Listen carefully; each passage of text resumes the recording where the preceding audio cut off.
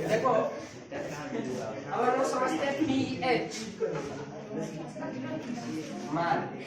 आप सभी लोग पीएच मान तो बहुत सारे पदार्थों का याद भी किए होंगे। जैसे हम लोग याद करते हैं जल का पीएच मान 7 होता है, दूध का 6.5 होता है, HCl का 1 होता है, खून का 7.4 होता है, रक्त का।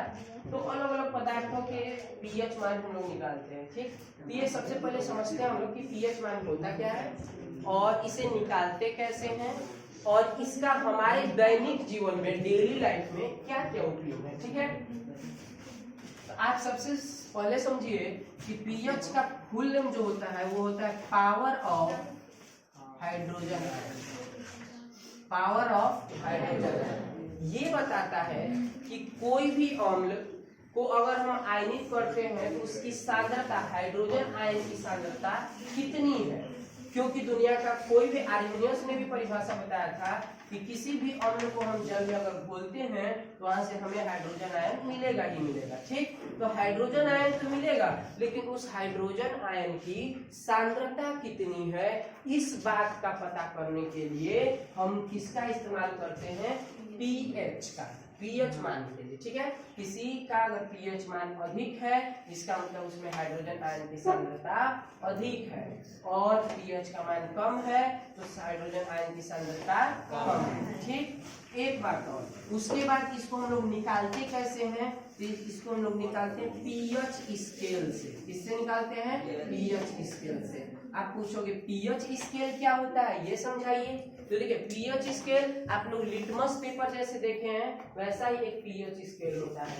पीएच स्केल का अगर हम किसी विलयन में उस स्केल को डुबाएंगे तो वो विलयन अलग अलग विलयनों में अलग अलग रंग का हो जाता है। वो जो स्केल होता है उस पे लिखा रहता है कि काला रहेगा, काला रंग अगर विलयन से निकलेगा वो करके तो उसका पीएच मान 14 है। अगर उससे थोड़ा सा अलग अलग, हरा है तो इतना होगा, फिर लाल है तो इतना होगा, अलग अलग उसका रंग का अलग अलग पीएच वैल्यू के जो पत्र होते हैं उस पे दिए रहते हैं। तो हम पीएच पत्र या पीएच स्केल को क्या करते हैं, किसी भी विलयन का पीएच मान जानने के लिए पीएच स्केल को उसमें डुबाएंगे, और जैसे ही डुबाएंगे तो उस पीएच स्केल का रंग बदल जाएगा, और रंग बदल जाएगा तो वहां पर हम देख लेंगे कि कौन सा कलर मेरा डुबाने के बाद जिस कलर का निकला उस कलर से मिला लेंगे, इस कलर का इसका मतलब पीएच मान इतना लिखा रहेगा, उस कलर के सामने लिखा रहता है मान, तो उसके अनुसार हम जान जाते हैं कि उसका पीएच मान इतना है। ठीक है, एक बात और है, पीएच का हमारे दैनिक जीवन में भी बहुत बड़ा महत्व है,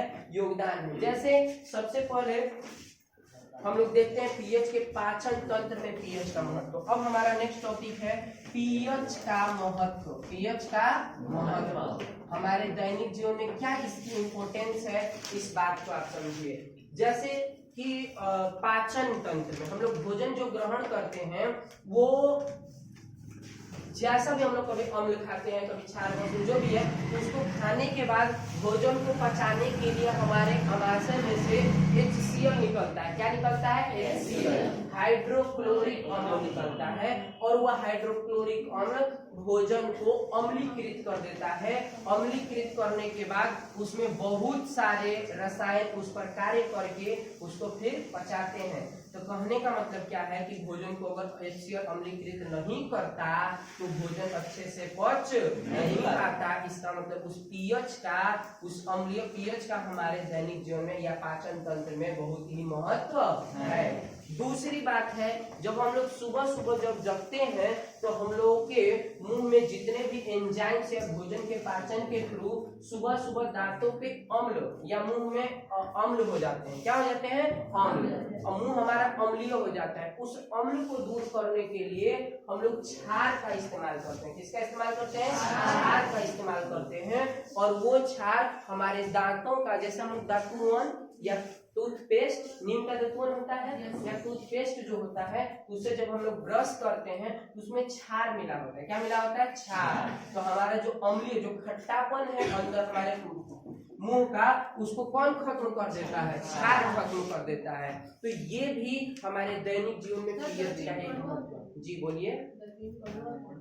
हाँ कड़वा होता है। जितने भी क्षार होते हैं वो कड़वे होते हैं, आपको पढ़ा चुके हैं हम। जो क्षार होते हैं भस्म वो स्वाद में कड़वे होते हैं और अम्ल स्वाद में खट्टे होते हैं, ये बात हम बता चुके हैं। आगे आप समझोगे पीएच स्केल तो हो गया, उसके बाद तीसरा दो रीजन हम लोग समझ गए कौन कौन। पहला आप समझे पाचन तंत्र में पीएच का महत्व है और दूसरा हमारे दांतों में भी इसका महत्व है, क्योंकि सुबह सुबह जब हमारा मुंह अम्लीय रहता है तो उसको कौन खत्म करता है, क्षार। एक बात और समझिए आप, यहाँ पर जैसे कैसे हम कोई भी चीज तीखा हमें लगता है तो हम मीठा खाते हैं तो फेर्मेंटेड हो जाता है ना, उसी तरह जब कोई ज्यादा अम्ल को कौन खत्म करेगा, क्षार। क्षार को कौन खत्म करेगा, ये एक दूसरे के उल्टा है और वही उसको खत्म कर सकता है। आगे बढ़ते हैं, थकान के शरीर मांसपेशियों में अम्ल की उत्पत्ति। कभी कभी हम लोग क्या करते हैं जब दौड़ते हैं या बहुत ही हार्ड लेवल करते हैं, बहुत ज्यादा मेहनत करते हैं तो हमारे शरीर की मांसपेशियां दर्द करने लगती हैं।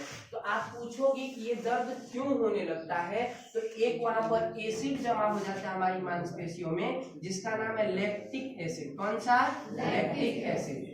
लैक्टिक एसिड अम्ल, लैक्टिक अम्ल। कौन सा अम्ल, ये लैक्टिक अम्ल आपको और पता